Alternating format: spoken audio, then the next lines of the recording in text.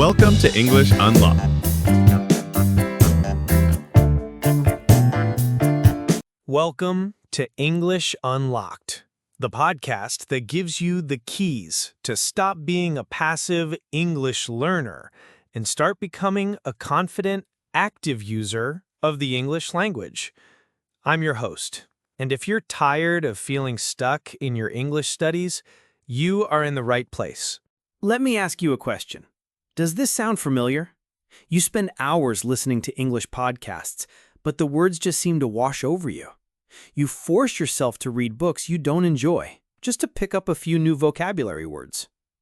You watch countless YouTube videos from amazing teachers, admire their techniques, but you never actually try them yourself. If you're nodding your head, you might be on what I call the learner's treadmill. It's a state of constant activity without much real progress. You're putting in the time, but you're not seeing the results you want in your speaking fluency. You feel like you've hit a plateau, a point where you just don't seem to be improving anymore. This cycle is incredibly frustrating. It's why so many people get stuck asking the same questions over and over. How can I become fluent? Why is English so difficult? The problem isn't your ability. The problem is the approach. So how do we get off this treadmill? The answer is to change your mindset. It's time to stop learning English and start using it. So what does it mean to be an active user of English?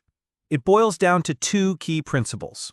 First, using English for real-life communication every single day.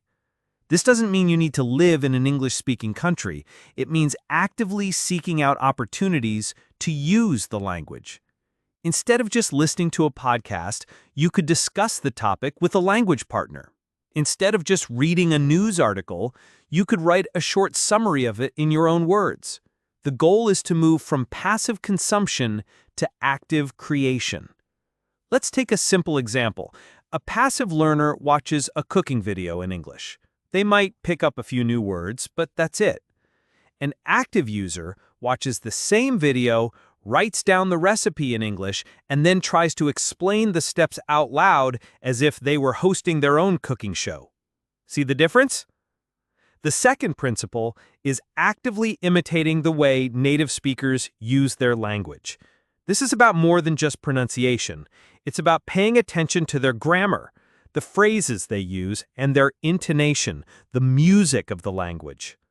When you admire a YouTuber's technique, don't just type, "Thank you, teacher," in the comments. Stand up and try to say the same thing they did.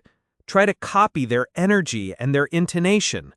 This isn't about losing your own accent. It's about learning the natural rhythm of English so that you can be understood more easily and speak more confidently. This method of active recall, of pulling the information out of your brain instead of just passively putting it in, is incredibly powerful for building long-term memory and fluency.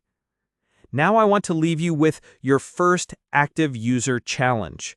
I'm not going to ask you to study a grammar book or memorize a list of vocabulary. Your task is much more practical and, I hope, more fun. This week, I want you to find a short 15 to 30-second audio or video clip of a native English speaker. It could be from a movie, a news report, a podcast, or a YouTube video. Here's what you're going to do. Listen to the clip a few times to get a feel for the rhythm and intonation. Then try to repeat what they said, mimicking them as closely as possible. And finally, and this is the most important part, record yourself on your phone and compare it to the original.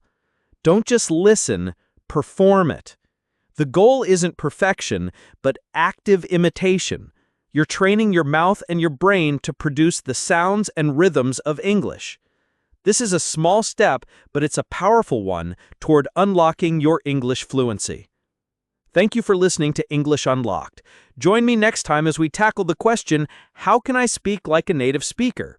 And why that might be the wrong question to ask. Until then, stop learning and start using.